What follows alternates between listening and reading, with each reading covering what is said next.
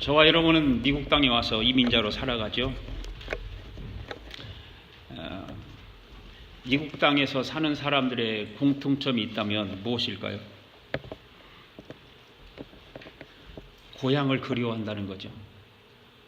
고향이 그립고 가보고 싶고 그런 공통점이 미국 땅에 사는 모든 이민자들의 마음일 것입니다. 그래서 모든 이민자들에게는 병이 하나 있죠. 무슨 병일까요? 예, 향수병입니다.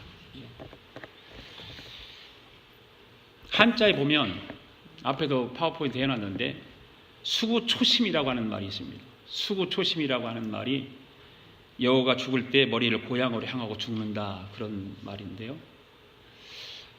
동물에게도 자기가 태어난 고향을 그리워하는 본능이 있다는 거 아니겠습니까? 하물며 사람이 고향을 그리워하는 것은 당연한 것입니다. 이민자들에게 심하게 앓는 그 병 가운데 하나가 바로 고향을 그리워하는 향수병인데, 여러분들에게는 고향을 그리워하는 향수병이 있습니까? 너무 심한 향수병을 앓지 않기를 바랍니다. 왜냐하면 너무 심하면 그 향수병 때문에 죽는 경우도 생긴답니다. 어떤 이민자들은 이제 남편이 미국 분이었는데 미국 분을 따라서 왔다가 1년 만에 그 향수병 때문에 더 살지 못하고 죽었다고 합니다. 그만큼 고향을 그리워하는 향수병은 좋기도 하지만 때로는 우리의 생명을 앗아가는 일도 생기기 때문에 너무 심한 향수병을 앓지 않기를 바랍니다. 찾아갈 고향이 있는 사람은 행복한 사람이겠죠. 참 행복한 사람이에요. 그런데 고향이 있기는 하지만 찾아갈 수 없는 사람들에게는 참으로 안타까운 일이 되는 거죠. 고향이 있기는데 찾아갈 수 없는 그런 모든 환경이 그렇게 나를 이 자리에 묶어놓고 살아가도록 하는 그런 사람들에게는 참 안타까운 일들입니다. 사람들이 육신의 고향이 그리워서 향수병이 결리기도 하고 자기가 태어난 그 곳을 중요하게 생각을 하면서 살아갑니다. 그런데 오늘 예수를 믿는 저와 여러분들에게는 또 하나의 고향이 있다는 사실을 우리는 알아야 됩니다. 그것은 우리의 영혼의 고향인 하늘나라겠죠. 그래서 우리가 오늘 찬양을 불렀던 천국 소망이라고 하는 찬양을 우리가 함께 불렀는데 또 하나의 고향이 우리에게는 있다. 그걸 여러분이 인정하십니까? 네. 성경은 우리를 인생의 나그네라고 얘기를 해요. 나그네다. 그래서 인생의 여정이 끝나는 날 우리는 우리 영원한 그 본향인 천국으로 돌아가야 할 자들이기 때문에 우리는 이 세상에서 우리는 나그네 삶을 살아가는 자들이다라고 성경은 말하고 있습니다. 그래서 히브리서 11장 16절의 말씀에 보면 이런 말씀이 있는데요. 같이 한번 읽어볼까요? 시작. 그들이 이제는 더 나은 본향을 사모하니 곧 하늘에 있는 것이라. 이러므로 하나님이 그들의 하나님이라 일컬음을 받으실 부끄러워하지 아니하시고 그들을 위하여 한 성을 예비하셨느니라. 이 말씀은 히브리서 11장은 믿음의 장인데 아브라함의 믿음을 이야기한 것입니다. 아브라함이 하나님으로부터 칭찬을 받은 것 중에 하나가 바로 자기가 떠나온 고향보다 더 나은 본향을 사모하며 산 것이다 라고 말하고 있어요. 아브라함이 이 땅에서 고향보다 하늘의 본향을 사모하며 살아 하나님으로부터 칭찬을 들었듯이 오늘 저와 여러분들도 우리의 본향인 천국을 사모하며 살아가야 될 줄로 믿습니다. 천국을 사모하며 사는 것이 복된 삶이거든요. 지난 주일에는 우리가 21장을 살펴보았습니다. 1절에서 6절까지 말씀을 중요한 말씀이기 때문에 6절까지만 살펴보았는데 여러분 기억나세요? 지난 주일에 말씀을 들었던 1절에서는 무슨 말씀이 있었나요? 새하늘과 새 땅에 대해서 말씀을 드렸죠. 그리고 2절에서는 새 예루살렘이 무엇인가? 그리고 6절에서는 알파와 오메가, 처음과 나중에 대해서 말씀을 드렸습니다.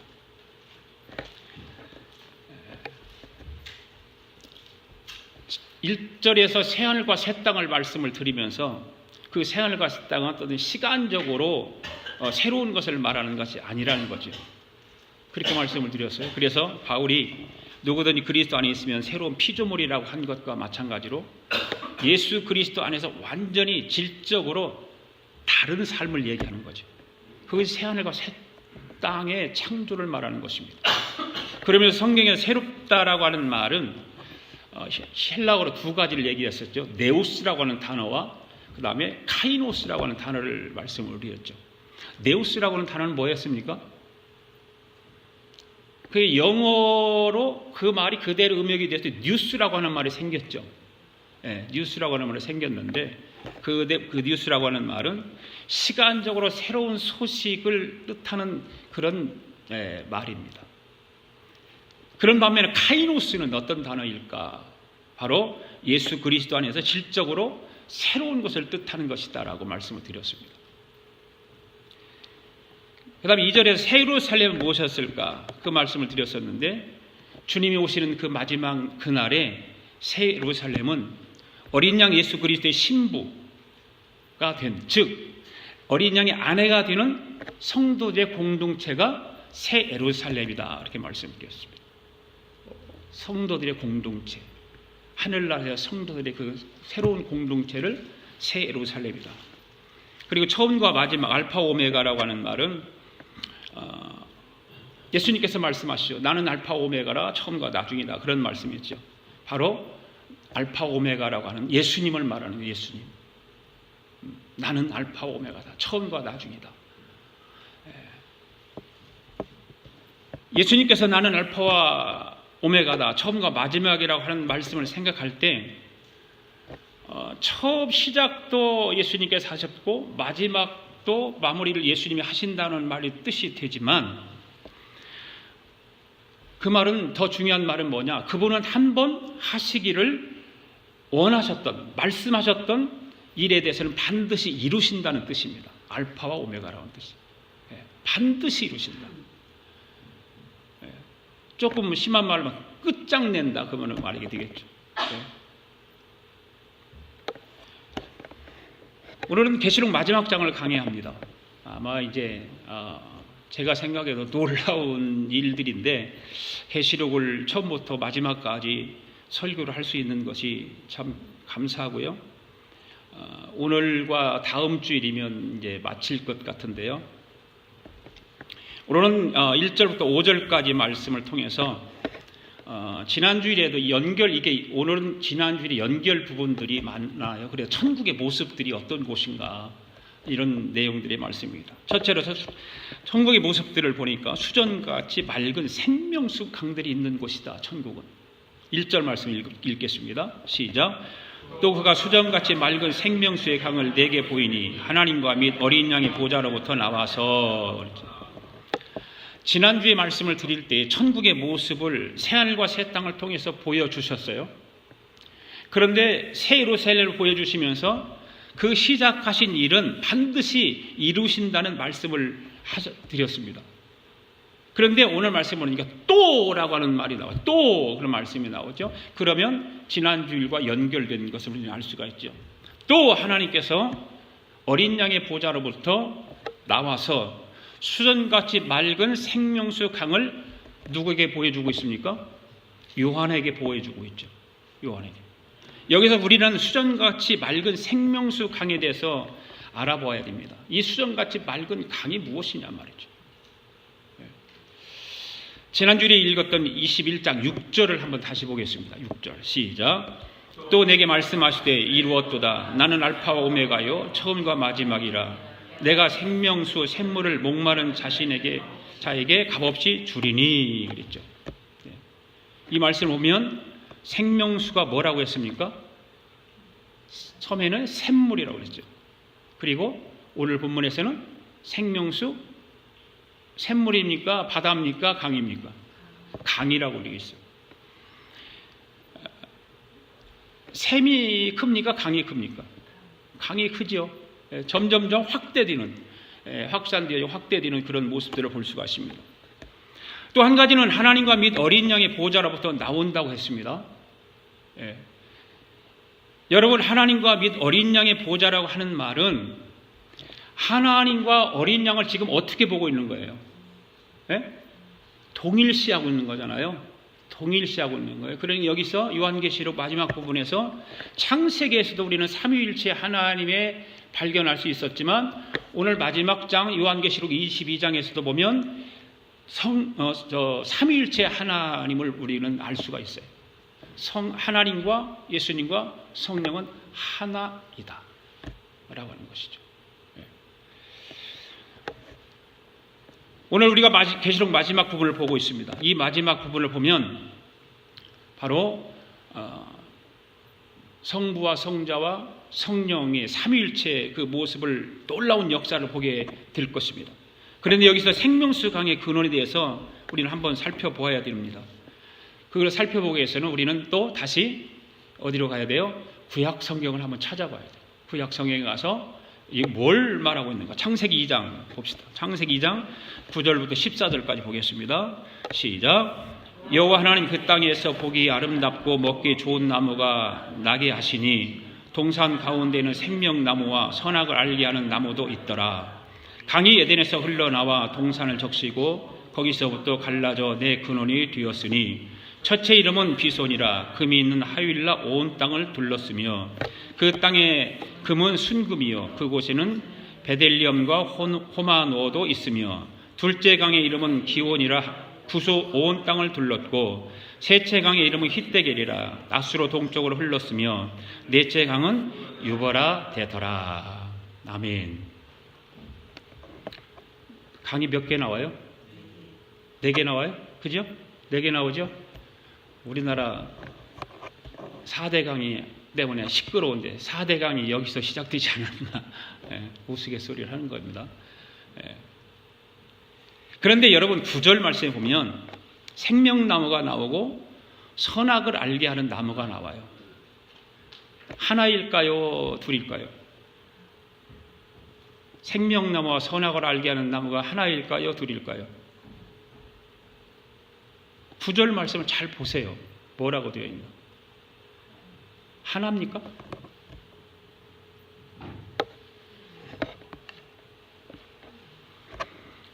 자, 여호와 하나님이 그 땅에 보기 아름답고 먹기에 좋은 나무가 나게 하시니 동산 가운데 생명나무와 선악을 알게 하는 나무도 있더라.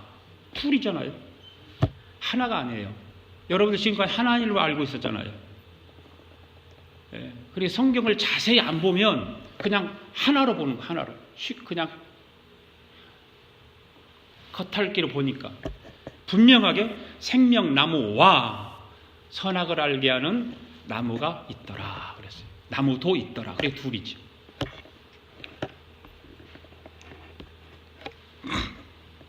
그런데 여러분이 질문을 드려요.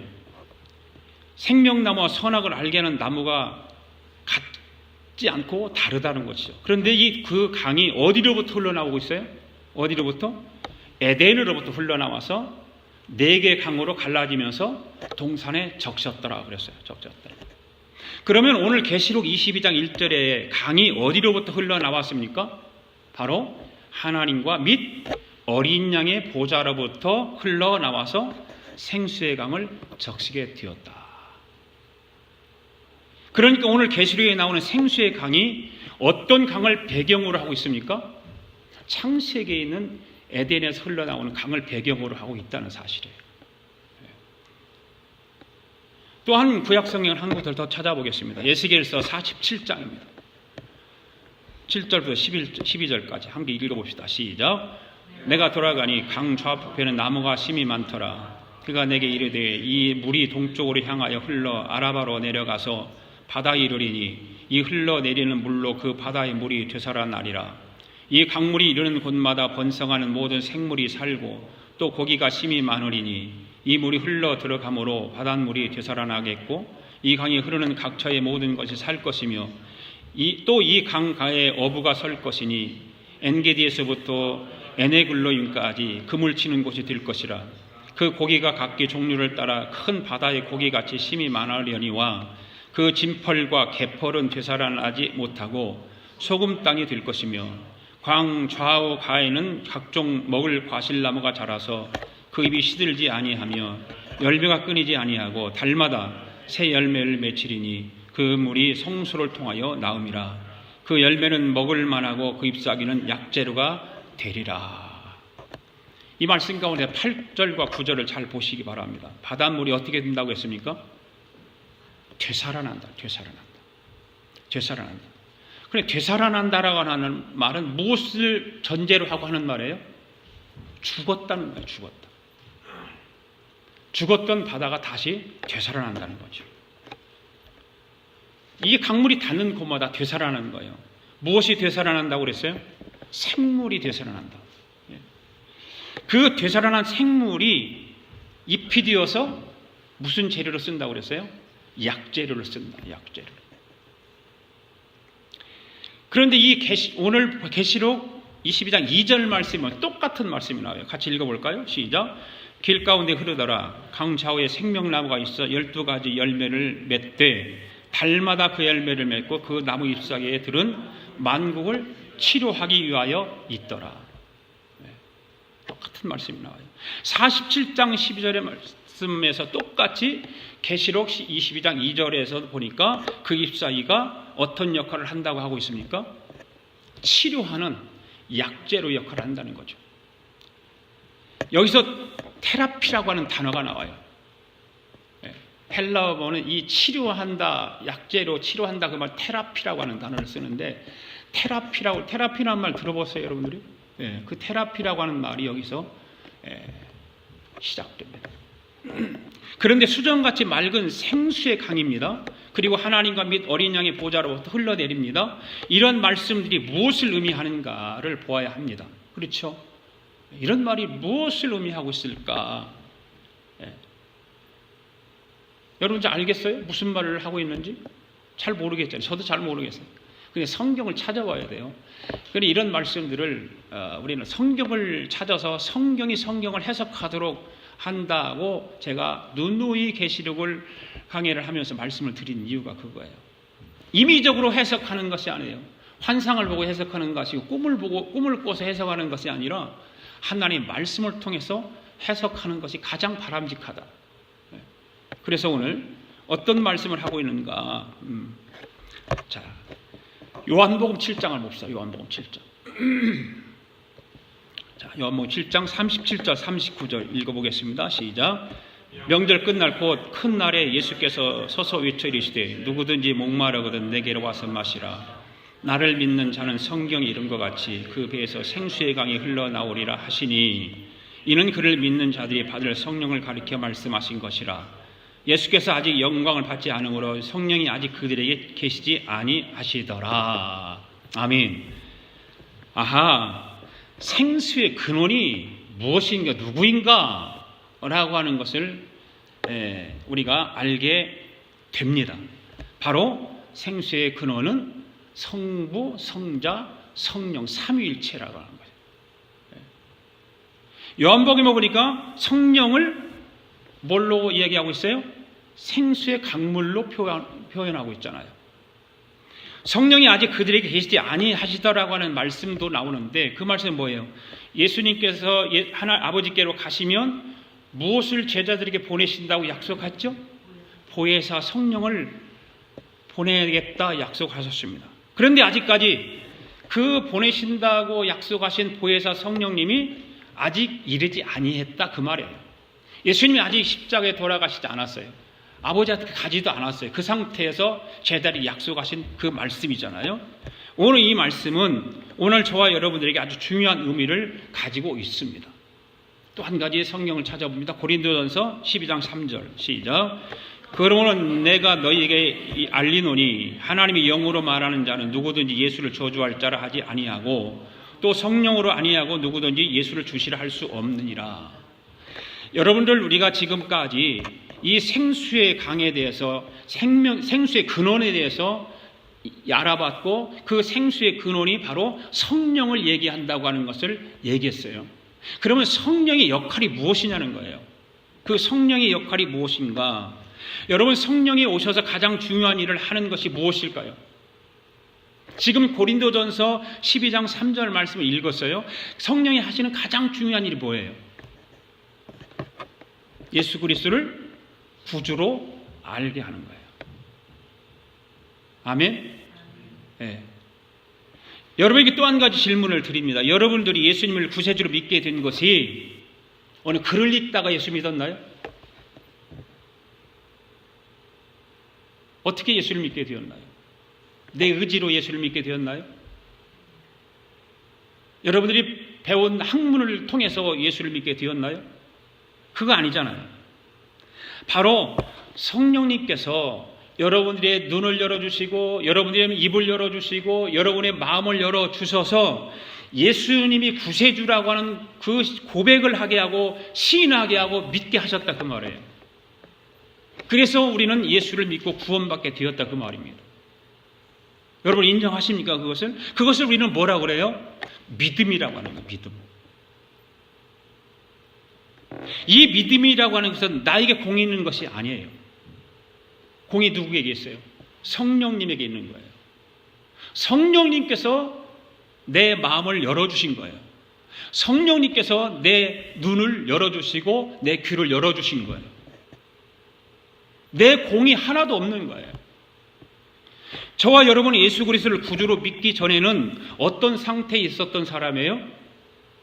영적으로 말하면 죽었던 사람들이에요. 죽었던 사람. 죽어있는 사람 보고 여러분 생각해 보세요. 죽어있는 저 시체가 누워있어요. 그런 죽어있는 사람 보고 저기 나무가 있는데 죽어있는 시체 보고 너 일어나서 저 나무를 한 바퀴 돌고 와. 그럼 내가 살려줄게. 그러면 갈 수 있을까요? 없을까요? 없어요. 절대 없어요. 그와 마찬가지로 영적으로 죽어있는 저와 여러분들은 저와 여러분들의 힘과 능력 어떤 것으로 살아날 수가 없다 그 말이에요. 불가능한 것입니다. 그건. 그런데 성경은 누구든지 예수 그리스도를 구세주라고 시인하고 믿으면 구원을 얻는다라고 말하고 있어요. 아멘. 네. 여기 누구든지 예수 그리스도를 믿으면에서 내가 예수를 구세주로 고백하면 믿어지는 것 같이 믿음을 나의 행위로 이해를 하기가 쉽다 그 말이에요. 네. 그런데 로마서나 에베소서 2장 같은 데 말씀을 보면 일관되게 말씀하시는 것이 뭐예요? 예수 그리스도를 구세주로 믿게 되는 것은 나의 행위서가 아니라 너의 행위 때문에 믿어지는 것이 아니라 하나님의 은혜요 하나님의 선물이라고 성경은 말하고 있어요. 아멘? 예. 그러니까 하나님은 먼저 살려놓고 그 믿음을 가지고 우리로 하여금 조금씩 구원에 이르게 하시는 거예요. 완성 단계로 만들어 가시는 거예요. 오늘 저와 여러분들이 중요하게 알아야 할 것은 저와 여러분들의 믿음은 하나님의 길고 긴 그 설득 과정이 있다는 거죠. 제가 자주 말씀을 드리는 것 중에 하나가 예수님을 알고 믿는 것이 맞습니까? 예수님을 믿고 알아가는 것이 맞습니까? 그런데 사람들은 어떻게 이해를 합니까? 알아야 믿지 그러잖아요. 그게 맞는 말일까요? 절대 그렇지 않아요. 믿고 알아가는 거예요. 믿어야 알 수 있어요. 예. 믿지 않으면 알 수 없는 거예요. 믿지 않는데 어떻게 알아요? 그래서 사람들은 그래요. 알아야 믿지. 여러분 혹시 여러분 생각 가운데도 그런 마음이 있다면 버리세요. 내 믿음이 중요한 거예요. 성령님께서 나로 하여금 하나님의 선물을 통해서 하나님의 은혜를 통해서 나로가 믿게 하는 것이 더 중요한 거예요. 왜 그렇습니까? 하나님은 저와 여러분의 믿음을 완성을 하기를 원하세요. 조금씩 우리를 설득하고 우리를 조금씩 이렇게 해서 이뤄 가시고 만들어 가시는 거예요. 성령이 오시는 가장 중요한 역사는 구원의 역사를 이루는 것 아닙니까? 구원의 역사를 이루는 것입니다. 그리고 또 한 가지는 그 구원의 역사를 이루기 위해서 저와 여러분 안에 성령님이 어떻게 하세요? 내주하신다. 성경은 그렇게 말합니다. 내 안에 내주하시는 거예요. 성령님. 여러분 안에 성령님이 내주하고 계십니까? 네. 왜 성령님이 여러분 안에 내주하신다고 생각하세요? 성령님은 저와 여러분 안에 내주하셔서 주인 노릇하기를 원하세요. 더 좀 차원 높은 말하면 왕 노릇하기를 원하세요.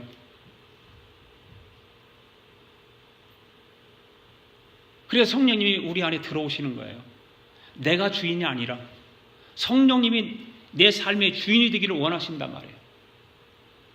그래서 사람들은 거부하잖아요, 자꾸요. 그 성령님이 내 안에 들어오신 걸 뻔히 알고 우리는 다 그 믿음을 가지고 있음에도 불구하고 우리의 삶은 어떻게 해요? 자꾸 내가 주인이 되기를 원하세요. 그래서 성령님을 자꾸 배척하죠.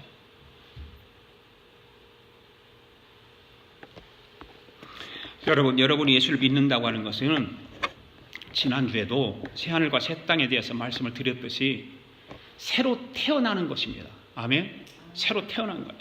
이 말을 정치적인 용어를 사용해서 말한다면 무슨 말일까요? 정권교체. 내가 왕이었던 내 삶을 성령님이 내주하심으로 말미암아 성령님이 내 삶의 왕으로 정권교체를 해야 된다 그 말이에요. 우리나라가 정권교체하고서 얼마나 시끄럽습니까 지금? 그렇잖아요. 정권교체라고 하는 건 뭐예요? 그 나라의 최고 통치자 안에 있다 그 말 아니겠습니까? 그 나라가? 그렇잖아요. 마찬가지로 믿는 자리의 정권교체는 하나님의 성령님의 삼위일체 하나님의 그 통치 아래에 있는 거예요. 통치 아래. 이것이 정권교체예요. 그러기 위해서 우리는 어떤 말들을 사용하고 있어요? 성령 충만해야 된다 그 말이에요. 성령 충만해야 됩니다. 성령 충만이라고 하는 것도 우리가 성령 충만하면 무엇을 생각해요? 성령 충만하다, 성령 충만해야 된다 그런 말은 뭐가 자꾸 생각나요? 뭐 방언을 하면 성령 충만하다 뭐 그런 생각하는 사람도 있고 그냥 뭐 불러 그렇게 불받아야 성령 충만하다고 생각하는 사람도 있고 막 기도를 막 소리를 내서 부르짖고 그래야 성령 충만하다고 하는 사람도 있고 물론 성령 충만해야 성령을 받아야 방언도 할 수 있고 성령을 받아야 기도도 뜨겁게 할 수 있고 그렇죠. 그러나 그런 일적으로 나타나는 것만을 성령 충만이라고 하지 않는다 그 말이죠. 성령 충만은 성령님께서 내 안에 내주하셔서 말씀하시는 것에 내가 어떻게 하는 거예요? 순종하는 거예요. 이것이 성령 충만한 거예요.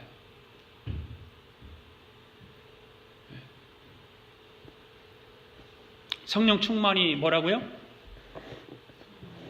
성령님께서 나에게 말씀하시는 것에 순종하는 것이 성령 충만이다. 기억해 두세요. 어떤 사람은 인격적으로 하나도 변화된 것이 없는데 자기 스스로 성령 충만하다고 그래서 뭐 저기가 집회하면 거기 가서 집회 참석해가지고 막 기도받고 특별 집회 한다고 거기 쫓아가서 막 기도받고 그게 나쁘다는 얘기는 아니에요. 그것만을 성령 충만으로 생각하는 것이 문제다 그 얘기를 지적하는 거예요. 성령의 9가지 열매가 뭡니까? 오직 성령의 열매는 사랑이라 화평 오직 성령의 열매는 사랑이라 화평 인내와 자비와 양선 충성과 온유와 절제 오직 성령의 열매는 사랑이라 화평 할렐루야. 네. 여러분 성령의 열매는 이 9가지 성령 열매가 한인격체일까요? 따로 다를까요? 한인격체예요. 한인격체. 힘들죠. 그러니까 성령의 9가지 열매는 한 인격체입니다. 예. 온유 따로 있고 화평 따로 있고 그런 것이 아니라 하나야, 하나. 예. 여러분 안에 지금 성령님 내주하고 계십니까? 그렇다면 여러분 안에 내주하시는 성령님의 은혜가 생명수 강물처럼 흘러 넘치기를 바랍니다. 예. 오늘 예수를 구세주로 고백하고 있는 저와 여러분의 삶 가운데 예수님의 보좌로부터 흘러나오는 생명수 강물이 넘쳐서 천국을 이루는 복된 삶이 되기를 바랍니다. 두 번째로 광 좌우편에 있는 생명나무가 있습니다. 천국에는 2절 함께 읽습니다. 시작. 길 가운데로 흘러더라. 강 좌우에 생명나무가 있어 12가지 열매를 맺되 달마다 그 열매를 맺고 그 나무 잎사귀들은 만국을 치료하기 위하여 있더라. 여기서 생명나무라고 하는 말은 그 말 그대로 생명을 주는 나무죠. 생명을 주는 나무. 이 세상에는 생명나무가 있습니까? 없습니까? 없습니다. 이 생명나무는 본래 어디 있었습니까? 에덴 동산에 있었습니다. 그러나 인간이 범죄한 후로 이 생명나무가 어떻게 됐어요? 없어졌어요. 왜냐하면 죄를 범함으로 인해서 죽음이 왔기 때문에, 죄를 범함으로 죽음이 왔기 때문에 그렇습니다. 이 죽음을 살리는 분이 누구예요? 오직 예수 그리스도밖에 없다. 그래서 예수님께서 말씀하시잖아요. 나는 길이요 진리요 생명이다. 예수님께서 스스로 말씀하여 내가 생명나무다라는 거예요. 내가 생명나무다.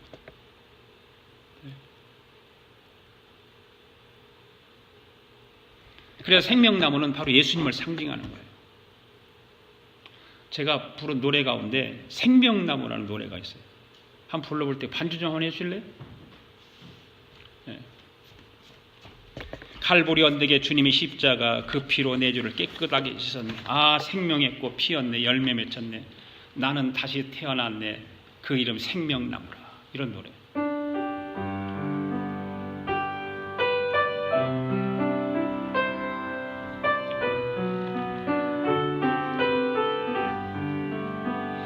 칼보리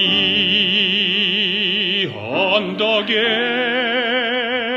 주님의 십자가 그 피로 내 죄를 깨끗하게 씻었네. 아 생명의 꽃 피었네. 열매 맺혔네. 나는 다시 태어났네. 그 이름 생명나무라. 지나온 인생길 부끄러움 뿐이지만 주님의 은혜로 감사만이 넘치네. 아 생명의 꽃 피었네.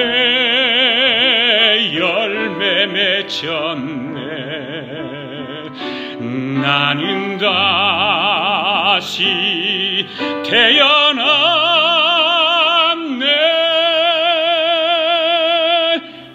그 이름 생명나무라.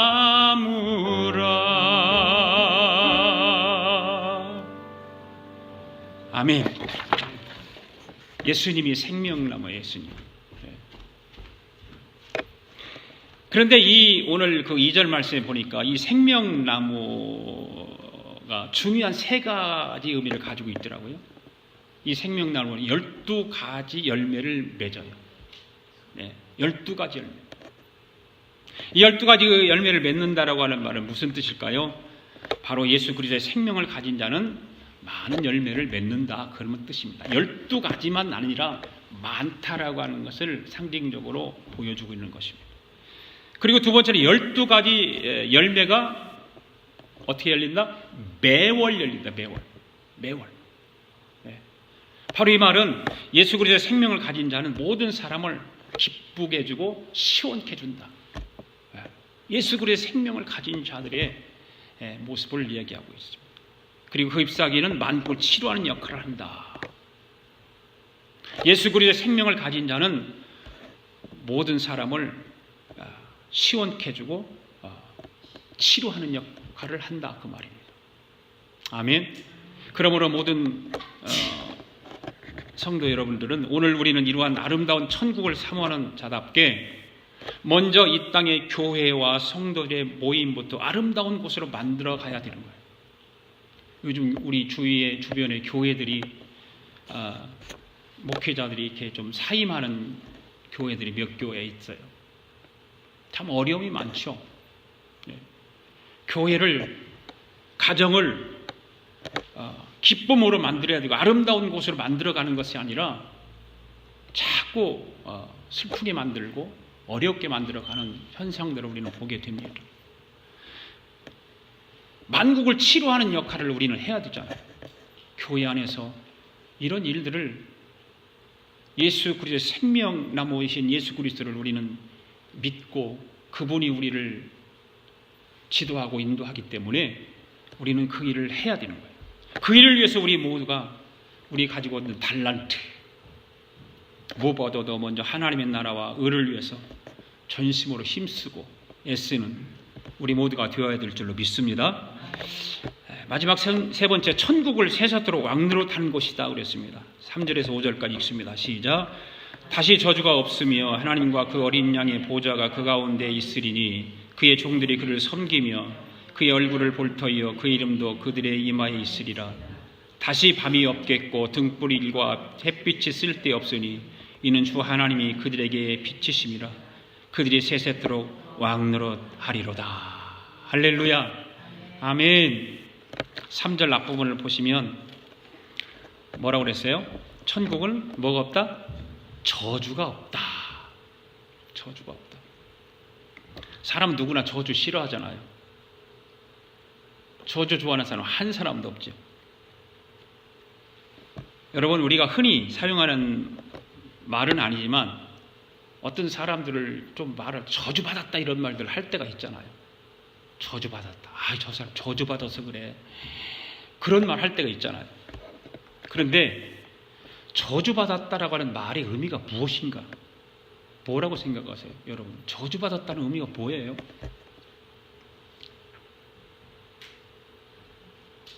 성경에 보면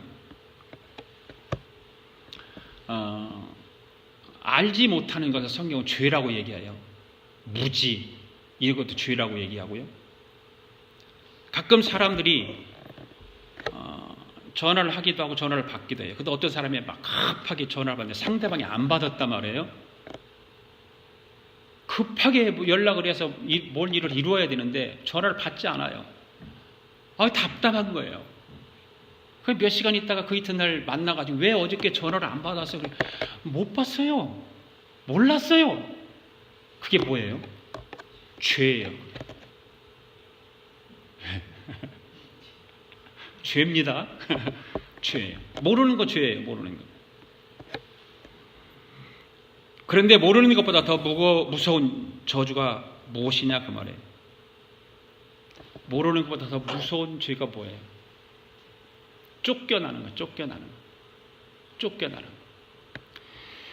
이 오늘 본문에 나오는 저주라고 하는 말을 헬라어로 가서 원문에 찾아보니까 카타데마라고 하는 단어를 쓰더라고요. 카타데마. 조 목사님은 박사님이시니까 카타데마에 대해서 너무 잘 아시는데 이 저주로 번역된 이 카타데마라고 하는 단어가 신약 성경에 유일하게 요한계시록에 나와요. 이 말은 뭐예요? 아담과 하와가 에덴 동산에 죄를 짓고 추방을 당하는데 추방하다는 뜻을 가진 바로 카타데마를 거기다 써요. 거기서 하나님께 추방시키잖아요. 그거 하타데만을 씁니다. 추방했다라고 하는 말은 다른 말로 하면 쫓겨났다 그 말입니다. 하나님 표현은 추방시켰지만 추방당한 사람은 쫓겨난 거예요. 여러분 집에서 쫓겨난 적 있습니까? 쫓겨나 본 적 있으세요? 부모님으로부터 아니면 형제들로부터 쫓겨나 본 적 있으세요? 한 번도 없을 줄로 믿어요. 저는 그런데 어려서 쫓겨나 본 적이 있어요. 어려서 초등학교 다닐 때 굉장히 개구장이 짓을 하면서 지냈거든요. 그러니까 우리 아버지가 너무 개구장이 짓을 하니까 창피한 거예요. 동네에. 한번 그날이 막 엄청나게 추운 겨울이었어요. 부르더라고요. 부르더니 옷 벗어! 옷을 홀딱 벗겨가지고 문을 딱 열고 나가 그래요. 나 미치겠더라고. 어린 나이인데도. 그 어떻게 아버지가 옷을 홀딱 벗겨 나가라는데 바로 나갔죠. 그래 문을 딱 닫고 너는 내 아들 아니야. 와, 그 어린 마음의 그 심정을 당해보지 않은 사람 모르잖아요. 다 두렵고 떨리고 이거 죽었다 이제는.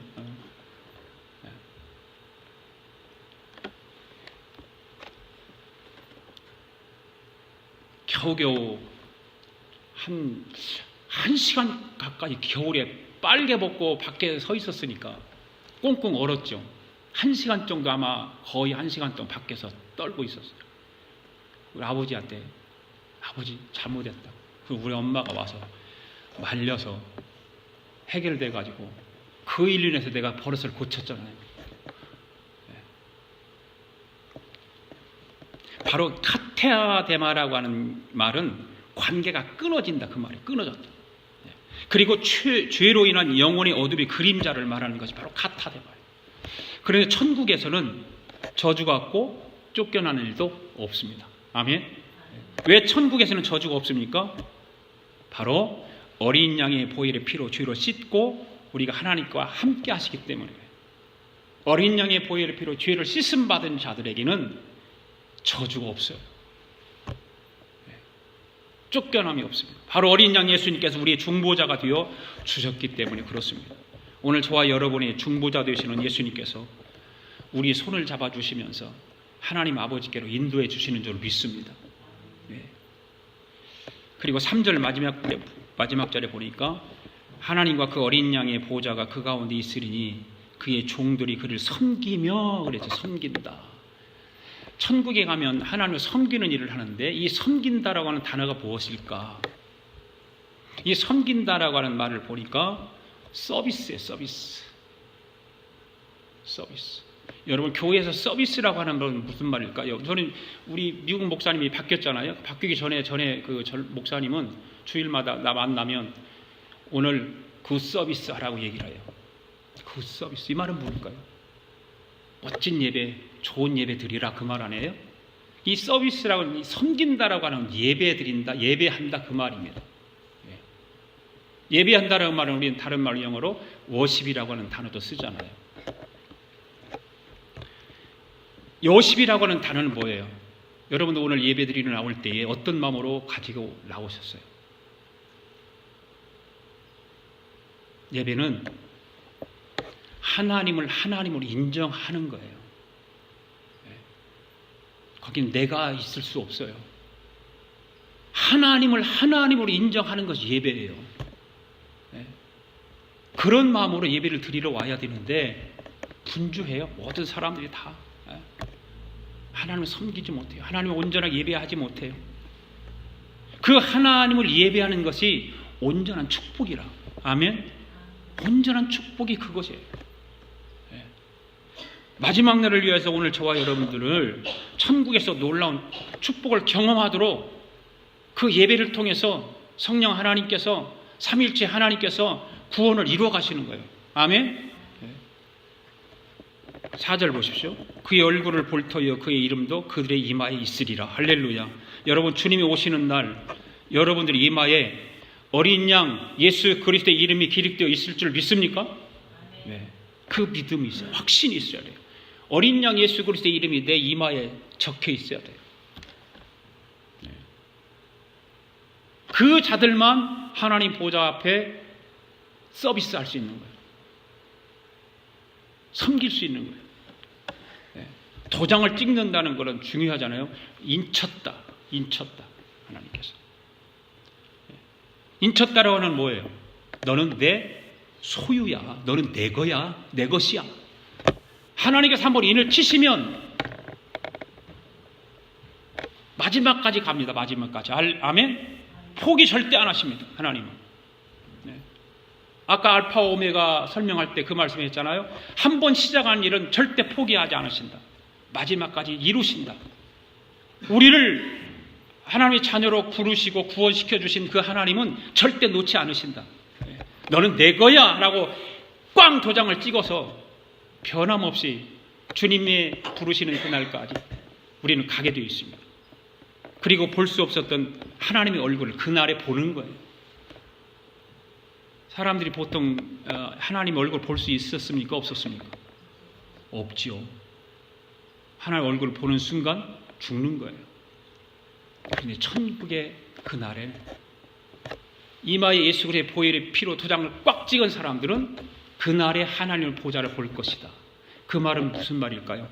하나님과의 나의 관계는 아버지와 아들 관계, 신랑과 신부 관계. 그래서 볼 수 있는 거예요. 이 말씀은 뭐예요? 5절 말씀 또 봅시다. 5절 말씀 시작. 다시 밤이 없겠고 등불과 햇빛이 쓸데없으니 이는 주 하나님이 그들에게 비춤이라. 그들이 세세토록 왕노릇 하리로다. 할렐루야. 이 말씀은 타락되었던 창조의 완성이 그날이 이루어지는 거예요. 이루어지는 거예요. 할렐루야. 완전히 이루어지는 거예요. 사랑하는 성도 여러분, 여러분이 천국에서 왕노릇 할 것을 믿습니까? 어린 양 예수님과 함께 영원토록 왕노릇 하게 될 것을 믿습니까? 네. 오늘 여러분들이 예수 믿기 잘하셨죠? 잘했죠? 자, 가슴에 오른손을 얹고 나는 예수 믿기 참 잘했다. 네. 옆 사람에게 그랬어요. 당신은 예수 믿기 참 잘했어요. 네. 오늘 말씀과 같이 수정같이 맑은 생명수가 함께해서 날마다 달마다 맺히는 실과를 먹으면서 주님의 얼굴을 마주대하면서 세세토록 왕노를 할 그날을 기대해 보세요. 생각해 보세요. 상상만 해보세요. 여러분 글을 읽으면 그 문자를 읽으면 뭐라고 어떻게 읽어요? 형상화해서 읽잖아요. 예. 오늘 성경 말씀도 그렇게 읽어야 되잖아요. 그냥 글씨 읽는 걸 읽지 말고 하나님 말씀을 읽을 때 형상화해서 읽으라 그 말이에요. 그럼 막 익사이팅이 되고 기쁨이 생기고 은혜가 생기고. 예. 이 한 주간도 우리 앞에 일어나는 작은 일들 앞에 낙심하거나 원망하지 말고 기쁨으로 천국을 소망하면서 그 믿음을 가지고 이 한 주간도 천국 시민으로 살아가면서 복음 전파의 사명을 감당하는 저와 여러분 될 수 있길 바랍니다. 아멘. 할렐루야. 다 일어나십시다. 우리 일어나서 생명수 흐르는 강물 찬양 부르면서 11조와 일반 헌금을 하나님 앞에 드리겠습니다.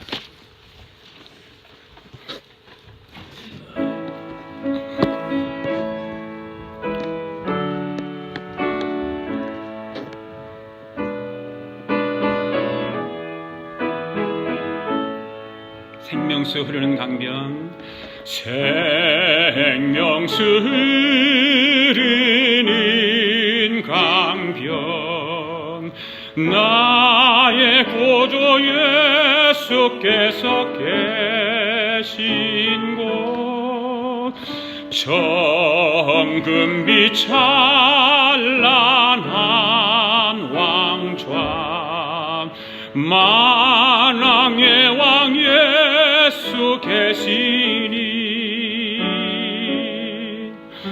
내 가는 길